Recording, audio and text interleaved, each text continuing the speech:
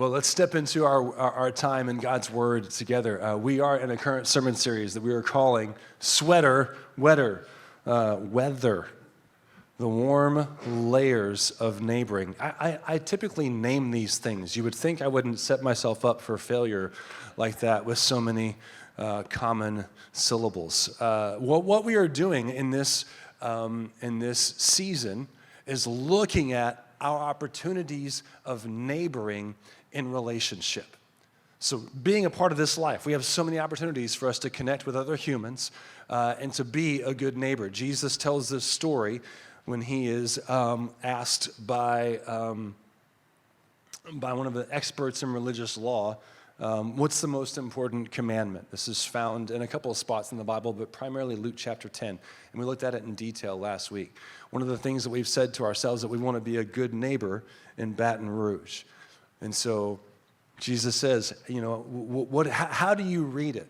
And the guy responds, well, love the Lord your God with all your heart, soul, mind, and strength, and then love your neighbor as you love yourself. And Jesus says, good, do this and you'll live. So in that short conversation, they detail, okay, we're going to love God, we're going to love neighbor, and we're going to love self. Right? Two or three opportunities right there to step into that. And then Jesus tells this story because the guy asks the question, okay, so who's my neighbor? And in asking the question, he begins to say, like, I have an idea of who my neighbor is. Like, help me draw some lines, some boundaries. Help me with the territory of human interaction. And then Jesus tells the story. Maybe you're familiar with it. There's a guy that's making a journey, and as he's on the journey, bandits come and they attack him and they take his stuff and they leave him for dead. And then they go on their way. So there's this guy on this trail who's left half dead. And then a priest comes by and he passes by on the other side. And then a Levite comes by, and he also passes by on the other side. And then there is what they call like a despised Samaritan. In the Jewish tradition, Samaritans and Jews did not get along together. And so Jesus uses the Samaritan on purpose to help challenge and highlight this moment in the story. And he says that the Samaritan goes over to him, filled with compassion, moved by compassion. Jesus begins to highlight the heart of compassion and how the Samaritan sees the need and meets the need, that he bandages his wounds, that he anoints everything that hurts with oil, that he packs him up on his donkey and takes him into town, puts him into an inn, gives him aid overnight, and then he tells the innkeeper, I'm going to go, I'm going to leave him here. Here is some money, and if anything is needed, if anything that I've just given you doesn't cover what he needs, let me know when I come back, and I'll pay you what I owe you. There's this extravagant generosity that we see in the Samaritan. And last week, we looked at three basic responses to our relational interactions here on earth, regardless of who we're talking about. We can either be a bandit or we can be selfish. We can approach others in a way that we only looked to take for ourselves. We can bypass them, or we can avoid the relationship because of what it might demand of us. Or we can lavishly and intentionally give. And Jesus' encouragement at the end of the story is he asks the guy, so who was a neighbor to the guy that was attacked by bandits? And he said, the one who showed him mercy. And then Jesus says, now, go and do the same. And so as we kick off the new year and look at all of the opportunities that we have to be neighbor, we started last week with this diagram. And I won't draw it again because for the sake of time, but perhaps you've seen this before. That looks like a big old target. But the concentric circles of relationship. From a biblical worldview, we would say that God goes in the center. He is the one that's most intimately connected to you and closest to you. And then if you are someone who is married and has a family, then the very next ring would be your spouse. That would be the second closest person to you. And then just right outside of that would be your family, be it your children or your biological family that you come from. And then outside of that, you have what I would call your personal, influence or your friends, those that you spend your private and personal time with. Beyond that would be your public influence. So those that you work with or those that you go to church with. For example, we said right here in this room, it's very likely that you have people that are in your personal sphere of influence and also those who are in your public sphere of influence. Then at the very edge of your life, there's random strangers and everyone else. What we did, though, is we actually took this little idea and turned it sideways, if you will. And we presented it to you in this way, where God is actually the foundation of all things. We even sang it this morning, all right? Christ is my firm foundation. And then what you see stacked atop of that foundation would be the next intimate relationship, and that would be your relationship with your spouse. If you have children, then the next set of relationship or space of relationship is that with your children or with your family, and then personal influence, and then public influence, and then everyone else. And what we did was we began to draw where we are in the midst of all this. And so even if you are not married yet, perhaps you have God in all of his infinite nature and beauty, and then you've got your personal influence, you have your public influence, and you have everyone else. Our encouragement was that we would be people who would dig deep into the things of God, and we would draw from his nature, draw from his goodness, draw from his perspective, his wisdom, his understanding, even his way of holding and being in relationship with others, so that as that makes its way through our body, we can then pour into these spiritual and relational spaces. So if you've seen the classic toddler toy, much like this one does not have the centerpiece, and that's on purpose for something I want to show you today. But typically there's the base, and there's the stem that goes in the bottom and actually screws in, right? That stem is us. And after that, you have all these different layers of relationship. The reason why we even set it up this way is because one is foundational upon the other, right? Ultimately, your children or the relationships in your home, they are foundational. They rest upon and are subject to the relationship that you have with your spouse, right? Which is also subject and relation to the relationship you have with the Lord. And so our encouragement last week, as we kicked this off, we looked at the whole concept, but we really looked at this idea of, loving God. Because God is not our neighbor, right? That's the first commandment is to love God. And what we said was loving God is not a mastery of doing, it's a mastery of receiving.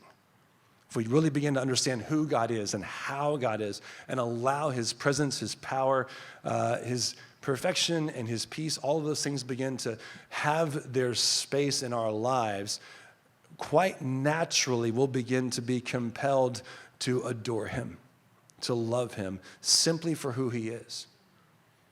And I was even talking with Sonny last week. Maybe you've heard before about, there's the vertical relationship and then the horizontal. And when your vertical relationship with the Lord is good, then your horizontal relationship with others seems to have like weight and beauty, right? Well, every time I've heard that particular, illustration before, I've always thought about reaching up to God, right? And it's in my reaching that helps me like horizontal and have these relationships better. But as we were looking at this together, we talked about, it's all about the mastery of receiving. The vertical is actually, again, digging deep, right? We're going to call it proactive plumbing today. Proactive plumbing. Can I dig deep first so that I'm equipped to pour out? Because in relationship, regardless of whoever we're neighboring with, even in the story of the parable, there's an instance, something happens to us, and then how do we respond? Right? There's this, now I'm in trouble, or I need this thing, and so now I had this response. So if we are proactive in our plumbing, if we're proactive in our drawing on and receiving from the Lord, then we're strategically positioning and readying ourselves to be a good neighbor.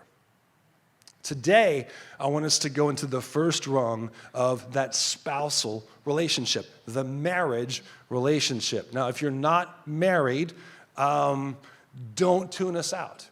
Because one of my favorite things about this particular sermon series, and one of the reasons why I sense the Lord leading us into it, is not just so that we can have a vision casting or a vision conversation as a church. We're going to be a good neighbor to Baton Rouge. Let's talk about it. It's not just that. I really love the opportunity of spending several weeks in a sermon series, and instead of a sermon having each sermon having a different set of applications. So like you came last week and here were 5 ways to do this better. Now you came this week, well, here are 3 ways to do this better, right? Next week we're gonna have 7 ways to do this better. No, we're talking about neighboring. We're talking about neighboring for 6 weeks. So the application will be like, oh, I can proactively connect with the Lord, take care of myself, and position myself to be a great spouse. Oh, I can proactively receive from the Lord, take care of myself, and position myself to be a good dad or a good mom. Oh, you see what I'm saying? The application becomes repetitive, where we can really ruminate and allow the Lord to work on our hearts and create a consistent space where we walk out the idea of being a good neighbor. I want you to join me in Matthew chapter 19 today. And I will confess once again, I've said it before, I'll say it again, this is a topical sermon, and I hate topical sermons because there are like 6,000 is not true, that is absolutely hyperbolic. There are not 6,000 marriage references in the Bible. There are a great many of them though, and so we couldn't possibly cover all of them today. But there is one that I want to show you because it is what I would call my favorite paraphrase of the Bible. And there's a lot of them. And by that I mean, so we're going to look at the Message translation as well as a regular translation this morning. But Matthew chapter 19, we're going to read that and have a couple of takeaways. While you're looking there, I want to show you just one. So if you want to look it up on your phone, look it up on your phone, or look it up in an actual Bible, that's really cool too. What is fun about this little toy is that it does help us see what Jesus talks about in Matthew chapter 7. So when Jesus says, those who hear the things that I teach and do them, they are like a house built on a firm foundation. And so if we are giving our relationship with the Lord adequate energy, right? And then if we are giving our relationship with our spouse, our relational space with our spouse, adequate energy, like investment, time, we're intentional and we care, we're vested in it. And then our family, and then our public influence, and our personal influence, and everyone else. You can just notice the stability of this thing, right? Like I can really knock it around quite a bit, and it's stable, right? There's this incredible stability to God's design. I was asked once by an intern, what is the one word of wisdom that I would give them if I could only give one word of wisdom? And I walked them through this illustration. And what I said was, because they were a ministry intern, but it's true of any profession, but it's definitely true in ministry, is that so much of ministry, when you participate in vocational ministry, it just seems to ask a lot of your energy, right? And so a lot of your first thoughts and your best energy will go into your work. And so what your life potentially could look like is that you only have about that much energy and investment in your relationship with God, and then maybe you have that much energy and investment in your spouse. Kids have their own way. So maybe, our relationship with our kids is they get more of our energy out of necessity. But then there's our time with our friends. And then here we go. Now, man, your job. But do you see? Right? And this is energy expenditure, right? Time management, we could go off. But for me, I said, man, what was so cool was she was engaged to be married. And so it really was a timely word for her. And what I said was, I said, Lily, I know that you are excited about what your first ministry opportunity will look like. But I'm going to encourage you, sweet girl, that you vigilantly imagine what you want your first year of marriage to look like. And so I said, because, you guys can see just, how unstable that is, right? Like that just, it's obvious, right? And so I said, man, continue to pursue the Lord because he's your dad and you're her baby girl, right? You're his baby girl, right? And then just keep these things as much as you can in order and welcome the stability that God designed for our life. Okay, so Matthew chapter 19. As we look at what it looks like to be a good neighbor as a spouse. So Matthew chapter 19, I'm reading from the New Living Translation. It says, when Jesus had finished saying these things, he left Galilee and went down to the region of Judea, east of the Jordan River.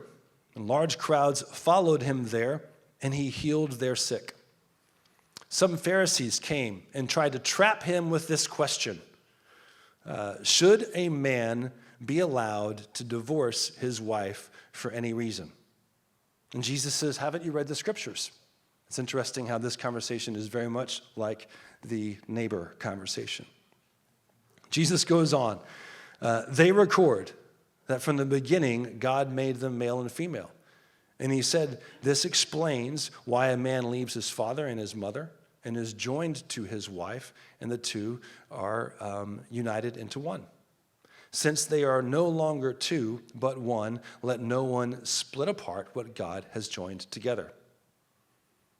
Then why did Moses say in the law that a man could give his wife a written notice of divorce and send her away, they asked. Jesus replied, Moses permitted divorce only as a concession to your hard hearts. But it was not what God had originally intended.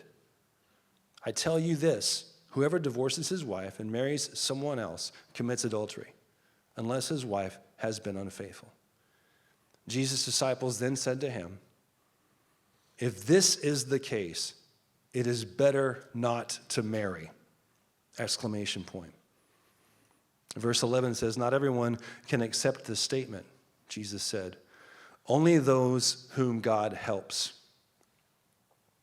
He says, some are born as eunuchs, and some have been made eunuchs by others, and some choose not to marry for the sake of the kingdom of heaven. He says, let anyone accept this who can. Okay. My favorite paraphrase. Are you guys ready? This is how Eugene Peterson rewrote what we just read in his own words. And I love it because it helps us in just a few syllables, I believe, genuinely connect with what Jesus was saying without having to get over the hurdle of the word eunuch and all that it means and all that it says. Check this out. Jesus' disciples objected.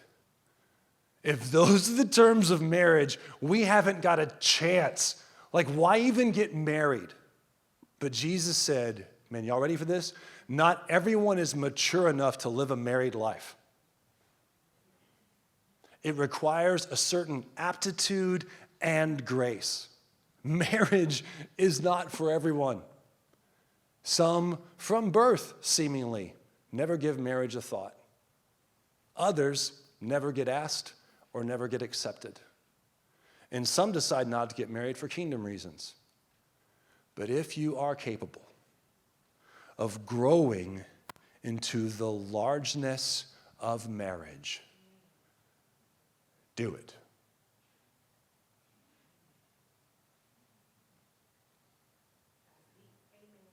Isn't that fun? Isn't that fun?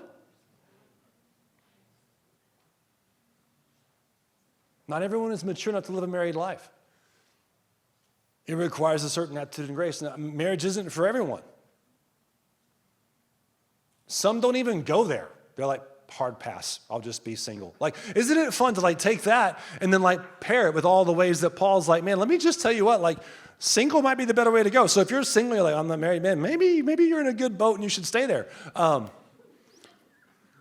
Others never get asked or accepted, and then some decide not to get married for kingdom reasons. But if you are capable of growing into the largest of marriage, do it. Here's the first thing I want to say to you guys this morning, and this is going to be short. If any of you guys looking at your watch, just Check it out. Marriage is bigger than you. Okay? It is a relational space for you and your spouse that, again, if you step into it, you are stepping into a space that is larger than you and will swallow you. I would say, again, just as a pastor who carries a biblical worldview and believes everything that God says about himself and Jesus says about himself, I think it's all true. So I believe marriage will swallow you unless you are connected to him. Even if you're not connected to him and your marriage is successful, I'm willing to wager a healthy amount of money that we're going to find a lot of God characteristics in that marriage, even if they don't claim that Jesus is Lord. You're going to see kindness. You're going to see putting others first. You're going to see some things that be like, yep, Jesus said that. Yep, Jesus. You know what I'm saying? Marriage is bigger than you. It's bigger than me. And we are invited when we step into marriage to grow in the character of God. And so if you have a Bible, I want you can write these down. We're going to flip over to them, but it's just two other scriptures that I want to put in front of you that will, my belief is equip you, if you're in a married relationship, to really walk in some healthy rhythms this week. And even if you're a neighbor, if you don't have a spouse, but you have other humans in your life that you can relate with and neighbor with, this will help. Philippians chapter 2, and then also Romans chapter 12. Okay, so Romans 12:10 in particular. I want to go to Philippians chapter 2 first. And this is, if you're familiar with it, actually, I saved it in this one, if I remember correctly. Yes, I did. There we go. This is where Paul says about how amazing Jesus was in his heart of surrender to the Lord. But if you look at just chapter 2, verse 1, this is Philippians chapter 2, verse 1. Actually, for the sake of time, I'm going to jump to verse 3. Where Paul encourages us, do nothing from selfish or empty conceit. Do nothing from selfishness or empty conceit, but with humility of mind, regard one another as more important than yourselves. Do not merely look out for your own personal interests, but also for the interests of others. Have this attitude in yourselves, which was also in Christ Jesus. Have the same attitude that was in Christ in yourself so that you can pour that into the situation. But again, it's really simple. Don't be selfish, right? Like what I'm reading is the New American. I did that for the sake of time, but I want to read it from the New Living Translation because I like the way it says it. So if you're actually writing these things down to go back and circle later, write down the New Living Translation, Philippians 2, New Living Translation. I'll start in verse 1. Is there any encouragement from belonging to Christ? Do you guys have any encouragement from belonging to Christ? Do you have any comfort from his love? Do you have any fellowship together in the Spirit?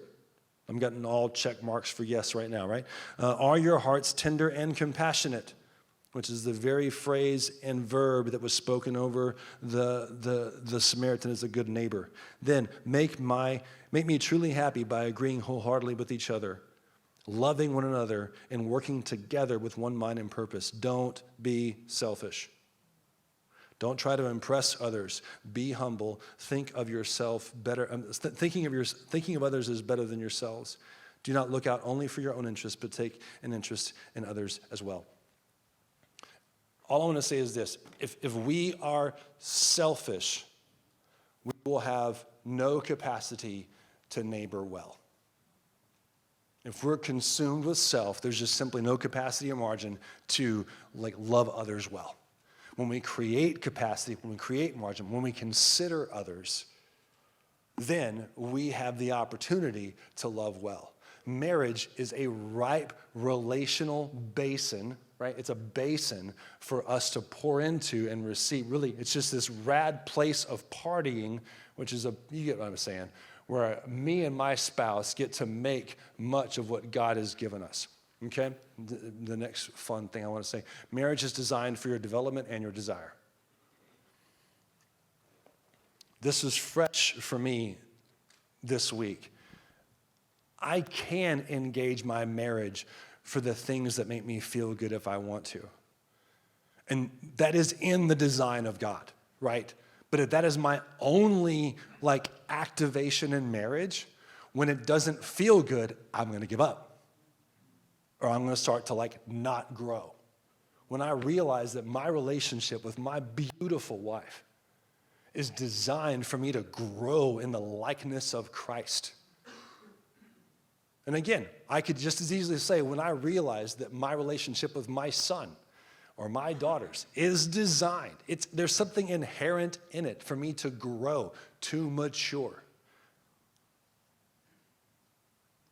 And then it's proactive plumbing.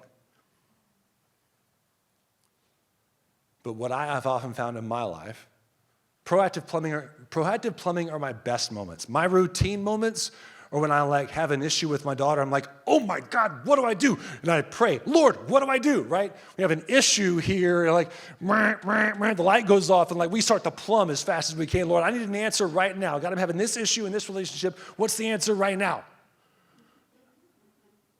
Proactive plumbing helps us go, okay, I'm going to maintain that I want to know as much of him as I can know of him. He's going to be generous, wise, and kind enough to give me whatever I need in a day. And then I've got it to release into these spaces. So check it. As marriage partners, I'm going to challenge you to do this. Get better at saying what you want and need, and get better at hearing your spouse say what you want and need. Okay? So for example, just create a space of communication. It would really help out Denise if I would say, man, I'm sensing this want, need, I'm sensing this thing that if we communicate those expectations, if we communicate those desires, then they can be heard, received, and so forth. I want to give you this as we close today. Perfect, we're right on time. For those of you who are married and who want to take me up on this Pepsi challenge, you guys pick how many times you want to do this over the course of the next week. I think if you do it once, it's a win. If you do it once, it's a win, okay? But it's called the Teach Check-In. And I have adjusted this a little bit. The first one that I saw was actually Team, but I didn't like Team, and I'll tell you why. But yeah, so the Teach Check-In. So the first thing you do is pick a time, whether it's the first thing in the morning, late in the day, whatever. Pick a time when it works with your schedule. And about 10, 15 minutes, you're creating time alone. I would really suggest that you be alone. Put the kids to bed, put them on a Netflix movie, whatever you do, however you create, maybe you go to Sonic together, whatever it is you do, create a moment alone and touch. Now, guys, pump the brakes. I'm talking holding hands, right? Surely you guys have been on the internet long enough. Surely you guys have been on the internet long enough to see somebody who can say that physical touch calms the nervous system, right? Right? Just hold hands. And even if you do this with any kind of regularity, if you're super mad at each other right now, even if it's just ET phone home, babe, let's do ET phone home, right? Just, that counts. Okay? That counts. Touch. It is a reminder that you are in this together. And there's something that God designed in our touch that, even if we don't know how to articulate that, touch articulates it. So touch. Next, education. Just share one thing that you learned that day. So even if it's today, right? What is one thing that you learned today? Both of you do that. It can be a very small thing, but it's just something, it helps you have a curiosity approach to life, but also a way for you to step into communication with each other. And then appreciation. Like, I noticed you did this. So one of the things that I notice that Denise does all the time, and I never say it, but one of my favorite things that you do is that you always read to Andrew. And you've done it with all of our kids, but you're doing it with Andrew in this season. And there's this wonderful mom and son moment. I love that you do that. It is awesome. Okay, appreciation. You see how easy that was? It doesn't have to be like a big, and also on appreciation, you can't do the same thing over. If you do this more than once, you can't do the same thing over and over and over and over and over again, right? The crazy challenge is do it like for 7 days. But then if you pick 3 times over the course of the next week, we're going to do Monday, Wednesday, Friday. If you do this, you're going to begin to see you create this relational space, right? We're getting proactive in how this turns out. Now then, M was metrics. Who else began to throw open your mouth a little bit when you heard the word metrics, right? How are you measuring up, spouse? No, we're not going to do that, right? Again, I hear the wisdom, right? You don't have those conversations in the moment when you're heated. You have those conversations in the moment when you're cool. But to wade out into those waters, I would not throw anybody into the metrics bathtub immediately. Start with this. What is one thing that you want to change? Now, by that I mean, so in my case, Denise, hey, babe, what's one thing that you want to change? Right? And so for me, there are a couple of things that in my life that right now, I'm really kind of kicking myself in the teeth about it because I'm not changing it. And she knows that, and I know that. But if I create the space to say, hey, this is one thing that I want to change, it gives me room to just say it out loud, and there's power in that. Especially if you were to do it 7 days in a row. I would say that this is something that you could repeat if you step into the change space, right? I still want to change this. I still want to change this. I want to change this. I want to work out more often. That's one thing I want to change. Right? What's one thing that you want to change? And then, how can I help? Right? So she would ask me, awesome, how can I help? One answer could be just this is help enough. Right? Because ladies, there's also that, famous cliche of dudes just want to fix it. Right? No. You can just hear me out.